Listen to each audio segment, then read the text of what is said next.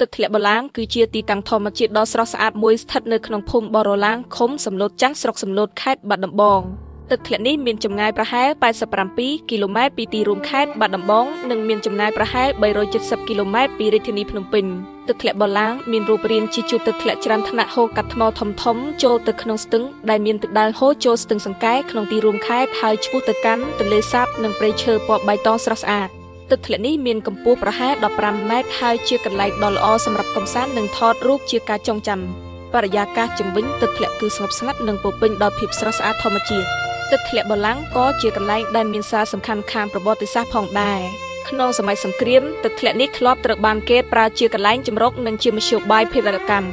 បច្ចុប្បន្នទឹកធ្លាក់បឡាំងគឺជាកន្លែងទេសចរដ៏ពេញនិយមមួយសម្រាប់ភ្ញៀវទេសចរទាំងក្នុងនិងក្រៅប្រទេសដែលមកទស្សនានិងឧទ្ទិសលេងកម្សាន្តដើម្បីរីករាយជាមួយភាពស្រស់ស្អាតនៃធម្មជាតិនិងស្វែងយល់ពីប្រវត្តិសាស្ត្ររបស់កម្ពុជាការថែរក្សានិងអភិរក្សទឹកធ្លាក់បឡាំងក៏ជាកិច្ចខិតខំប្រឹងប្រែងរបស់អាជ្ញាធរនិងសហគមន៍មូលដ្ឋានដើម្បីរក្សាទុកនូវសម្បត្តិធម្មជាតិនេះឲ្យនៅគង់វង្សជានិច្ចក្នុងនោះដែរក៏មានអ្នកស្រី Angelina Jolie ជាអ្នកចូលរួមនិងជួយជ្រោមជ្រែងបន្ថែមទៀតទៅលើការអភិរក្សនិងអភិវឌ្ឍតំបន់ទឹកធ្លាក់នោះផងដែរសូមអរគុណសម្រាប់ការ